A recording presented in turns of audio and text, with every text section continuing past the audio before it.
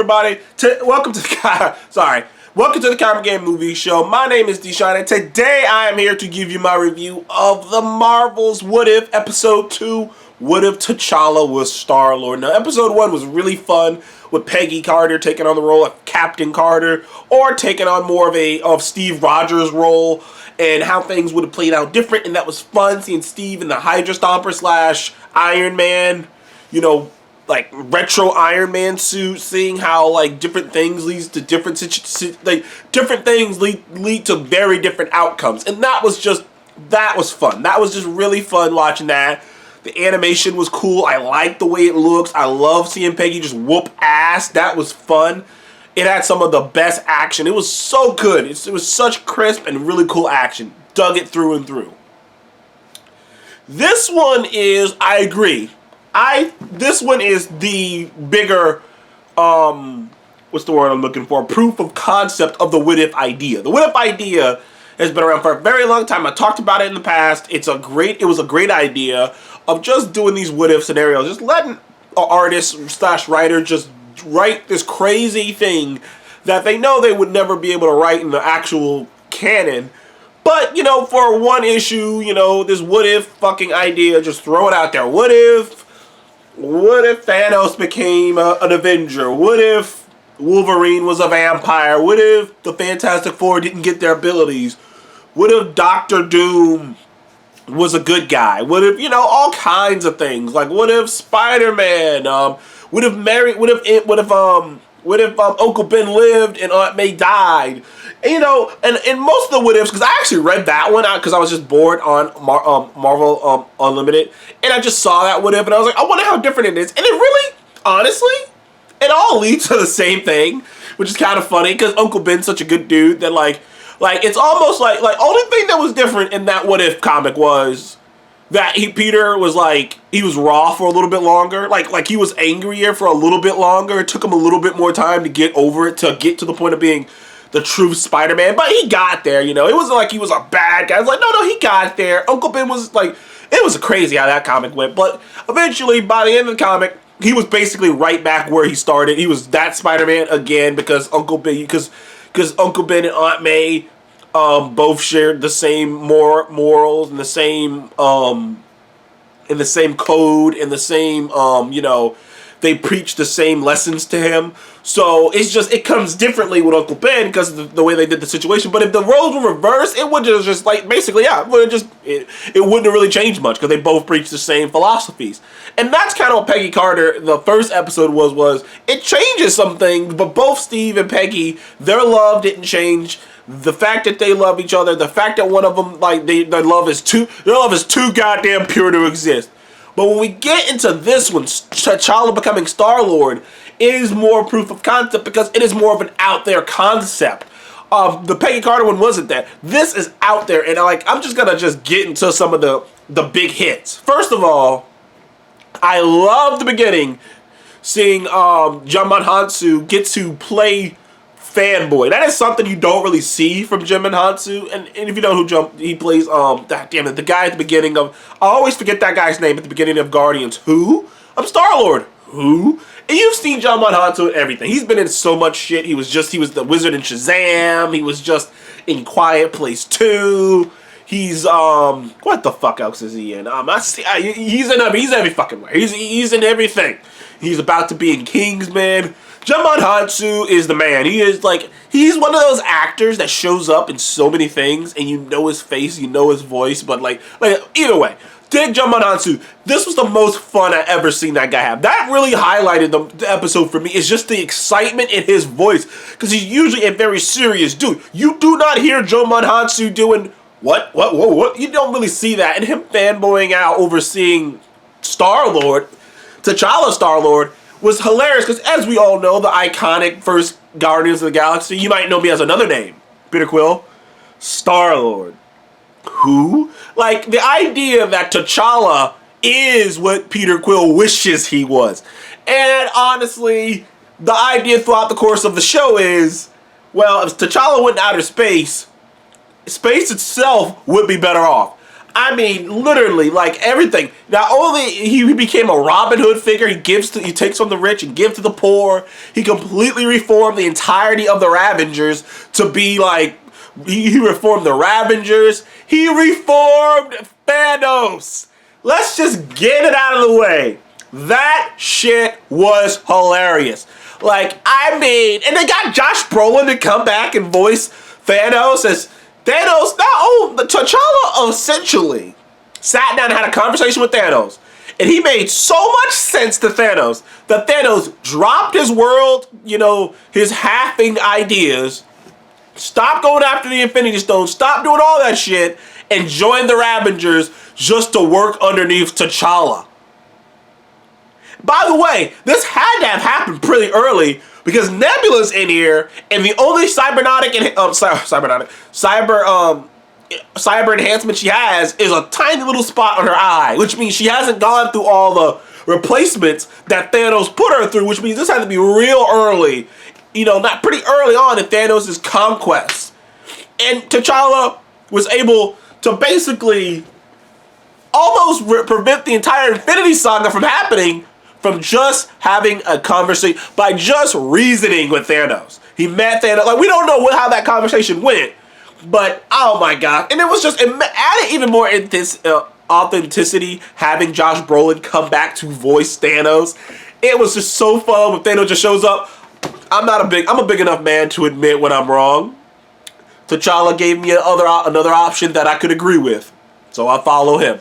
But I love it though how every 5 seconds he's like, but, I'm not going to do it anymore, and I moved on past that, but I contest it was a good idea. Honestly, I contest my idea was a good idea, and everyone's just like, dude, it was genocide, but it was effective. It's like, dude, the fun they may have with that. This is what this series is about. Taking MCU stuff and having fun with it. Some people might be angry about that, and if you are, go fucking cry me a river. Some people are like, why are you making Thanos into a joke and it's silly? Because it's a fucking what-if comic. There are literally comics where Thanos gets arrested by the cops, and you gonna be pissed about this? Go fuck yourself. This is hilarious. Fucking great. And also, Drax is in this place working at a bar. Apparently, T'Challa saved his planet before the Kree invaded, so his family's still alive. So he's not Drax the Destroyer. He's just Drax. So many changes. I mean, Nebula's costume design, with the blonde hair, and she looked, whew. But then again, Karen Gillan is a beautiful woman. I mean, she's a beautiful woman. I think I got like a slight crush on her because Karen Gillan is one of those beautiful women who has a real charming, down-to-earth, nerdy side to her. Whenever I see her in interviews, whenever I see her on other things, I'm just like, she's got this weird, down-to-earth, honestly, you would not know she was in these big, huge movies. Like anytime I see her in an interview, like some actresses and actors, they get the vibe. Like whenever I see Leo in an interview, I'm like, okay, that's a fucking movie star, dude.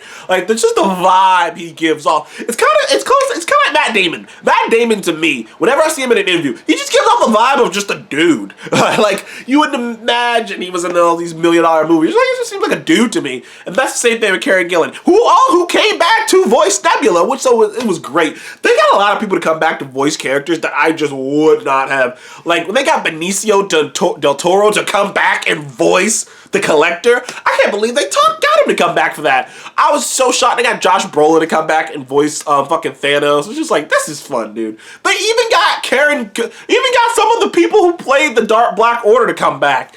So, I don't want to get into the details of it because I want you guys to go see it, but it is fun. And really, the core message of this entirety of the story is one person can make a difference. One person can really change the outcome of so many people's lives. And I've often thought about that myself. It's just like, you never know how you can affect other people's lives.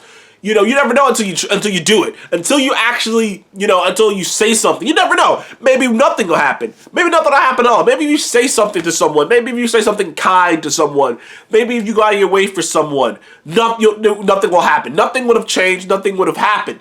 But you never know. Sometimes it might. Maybe if there's someone you want to talk to. If you talk to them, you just don't know how a person's life can be changed from just you being in it. And that's basically the big, heart of this episode is T'Challa being out in space, being captured by the Ravengers, changed so many people's lives and changed the universe, really. And, you just don't know. And, that's just a great message to put out in the world in general. But, and it's beautiful. And, of course, Chadwick Boseman. This is Chadwick Boseman's last role. I heard that he's doing 3 more voices. I don't know if he's gonna be the lead in any of that stuff, but I have heard that he is coming back to play different versions of T'Challa in other What If episodes. So, but this is the last. But these What If episodes will be the last thing he did. This will be the last thing he did before he passed away. So, that comes with a bit of emotions too. And he did a great job. He was a little bit more. He was still regal, but he was like a laid back. He was a slightly more laid-back version of himself. He wasn't too goofy. He wasn't too jokey. He was just a slightly laid-back version of himself. Because he still kept the regal roots that he had. But, he's been fucking raised by pirates, man. I mean, he's still a little, looser, but his kind heart he has such a kind and reasonable heart that he changed Yondu, he changed the Ravengers, he changed Thanos, he gives life to the world. He's made the world a better place because of his heart.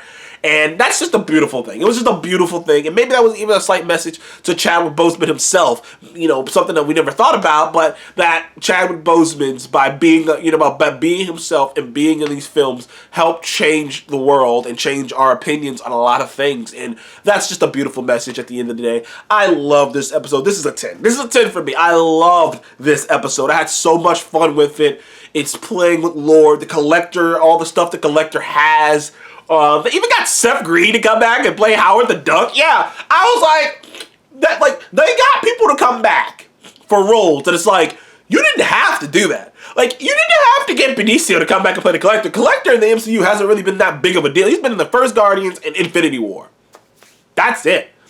He's not that big of a deal. You didn't have to go get them. You didn't have to do that. But they did. The only person they didn't get back, at least as far as I know, is they didn't get Dave Bautista to come back and play Drax, but it was only one little scene anyways, which is honestly, now that I'm thinking about it, probably why they didn't get him. Because they were like, we're going to really pay him millions of dollars just to come back and voice a 5-minute scene. But anyways, I had fun with this episode. It's better than the first episode. You know me, usually I'm not a compare and contrast. When people ask me about WandaVision, Falcon and Winter Soldier, and Loki, I'm like, those shows are so different, I don't really compare them. That's how I feel about a lot of things in the MCU. Some things can be compared, like in inner franchise. I still say that the Winter Soldier is I don't know. I love Civil War a lot, but inner franchises can be compared. Iron Man 1 is better than 2 and 3. Thor the Ragnarok is better than Thor 2 and it's better than Dark World and the first Thor. Ant-Man is better than Ant-Man and the Wasp. You can make those comparisons. I can make those comparisons. The original Guardians is better than Guardians. Guardians 2, Volume 2. You can make those comparisons. But I'm usually not the guy to do that. I'm not comparing Thor Ragnarok to Black Panther because they're so vastly different. I'm not comparing Ragnarok to Winter Soldier or Ant-Man to fucking, I don't know, Spider-Man. Well, those are in the same wheelhouse. Ant-Man to fucking Winter Soldier. Yeah, or Civil War. I'm not comparing those things, I don't compare certain things like that because it's just certain films to certain movies. I'm like, they're not really comparable. But this is comparable to the first episode, and I loved it. So thank you guys for coming to Comic Game Movie Show. Please like, subscribe, and I will see you on the next one. What did you think about What If T'Challa became Star-Lord? Did you have fun? Comment below, let me know. And which one did you like better, this one or the first one? Thank you guys for joining me on Comic Game Movie Show again. I'll see you on the next one.